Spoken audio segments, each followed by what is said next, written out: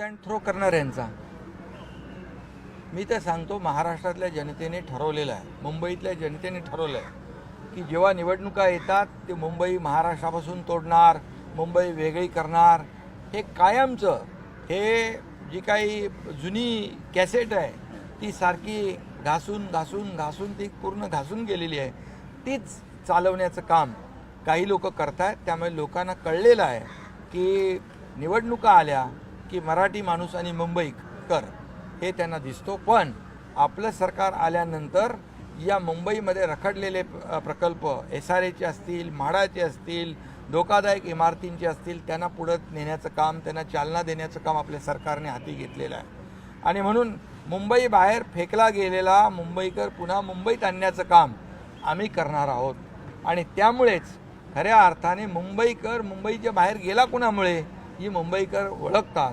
आणि म्हणून आज मी आपल्याला सांगतो की येणाऱ्या निवडणुकी, आता रस्त्याचं काँक्रिटीकरण, मगाशी मी सांगितलं, रस्त्याचं काँक्रीट, खड्डे का इतके वर्ष खड्डे ठेवले, का खड्डेमुक्त प्रवास लोकांना दिला नाही, का खड्ड्यामध्ये लोकांचे जीव गेले, का त्यांचे अपघात झाले, का दरवेळेला त्या खड्ड्यामधून तुम्ही दुरुस्तीच्या नावाखाली काळ्याचं पांढरं, पांढऱ्याचं काळं केलं, का काँक्रीटचे रस्ते तुम्ही 15 वर्षापूर्वी केले नाही, का 3000 कोटी रुपये तुम्ही दुरुस्तीमध्ये टाकले.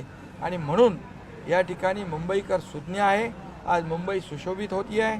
कोस्टल रोड सुरू झाला, अटल सेतू सुरू झाला, मेट्रोचं पूर्ण नेटवर्क मुंबईमध्ये सुरू आहे. मुंबईमध्ये बाळासाहेब ठाकरे आपला दवाखाना, आरोग्य सुविधा आम्ही वाढवतो आहे. जी मुंबई महापालिकेची, शासनाची मुंबईतली हॉस्पिटल आहेत त्यामध्ये चांगल्या सुविधा लोकांना देण्याचं आम्ही काम करतो आहे. त्यामुळे मुंबईकर यावेळेस, का गेले 15-20 वर्ष ज्यांनी मुंबईकरांना फसवलं ते आता फसणार नाहीत. आणि म्हणूनच मी मगाशी म्हणालो, महायुतीचं मुंबईवर महायुतीचा भगवा झेंडा फडकेल, कामाच्या जोरावर आणि विकासाच्या जोरावर.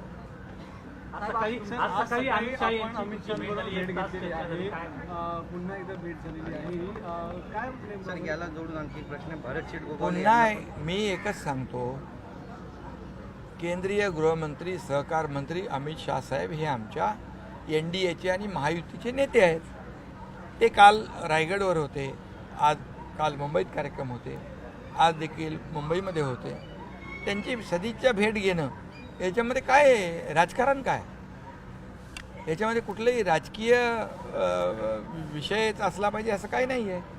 त्यामुळे सदिच्छा भेट आहे. सदिच्छा भेटीच्या दरम्यान महाराष्ट्रामध्ये, राज्यामध्ये काही विकासाची कामं सुरू आहेत, प्रकल्प सुरू आहेत.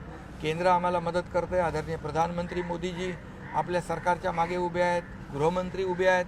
त्यामुळे हे काही असं विशेष काय तुम्हाला वाटण्याची म्हणजे कुणालाही आवश्यकता नाही.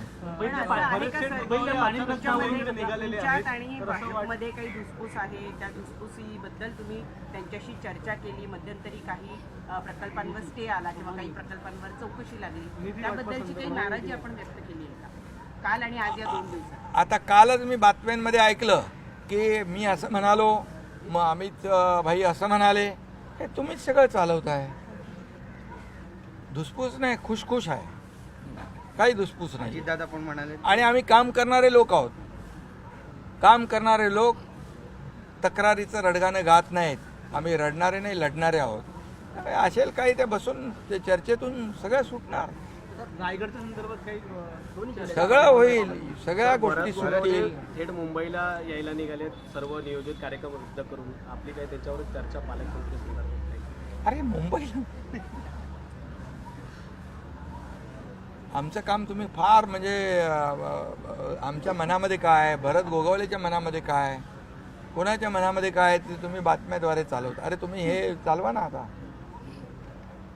हे नवीन नवीन प्रवेश होत आहेत, विकास होतो आहे, चाललंय सगळं. कालचं हे सगळं चालवा. मुंबईच्या पाणी प्रश्नावरून आता ठाकरे मोर्चा काढणार आहे, कारण टँकर चालकांचा संप, टँकर असोसिएशन, आणि त्यावरून 48 तासात जर तोडगा नाही निघाला तर आम्ही मोर्चे प्रत्येक वॉर्ड ऑफिस. मला वाटतं परवाच्या दिवशी केंद्रीय जलशक्ती मंत्री CR पाटील साहेब इकडे आले होते आणि मुंबई महापालिकेच्या आयुक्तांशी चर्चा झाली आहे. आणि मी मुंबई महापालिकेचे आयुक्त श्री गगराणी यांच्याशी देखील बोललो आहे की ज्या पद्धतीने अगोदरपासून जी नियमावली होती, पाऊस पडेपर्यंत ज्यामध्ये कुठलाही बदल करायचा नाही, 15 जूनपर्यंत कुठल्याही टँकर चालकाला कुठलाही अडथळा येणार नाही आणि जे टँकरच्या माध्यमातून जे काही पाणी पुरवठा काही भागात होतोय तो बंद होणार नाही. आणि टँकर चालकांना देखील माझं आव्हान आहे आणि विनंती आहे की कुठल्याही परिस्थितीमध्ये यामध्ये पिण्याच्या पाण्याचा किंवा टँकरने पाणी पुरवठा करतो त्याच्यामध्ये कुठले आडेवाडे घेऊ नका, कुठली अडवणूक करू नका. तुम्हाला कुठली अडचण आम्ही सरकार म्हणून आणि महापालिका म्हणून येऊ देणार नाही. आणि मोर्चा कुणी काढायचा? अरे 15-20 वर्ष तुम्हीच होते ना, 15-20 वर्ष तुम्हीच होते. आम्ही तर आमच्या काळात रस्ते धुतले जे ब्रिटिश काळात धुवायचे. आम्ही तर रस्ते धुतले, स्वच्छ केले प्रदूषण कमी करण्याच्या दृष्टीने. तुम्ही तर 15-20 वर्ष तिजोरीच धुतली. आम्ही रस्ते धुतले, रस्ते स्वच्छ केले, तुम्ही तिजोरी साफ केली. हा फरक आहे. त्यामुळे काय कुणाकडे मोर्चा काढताय तुम्ही? एवढे वर्ष काय केलं?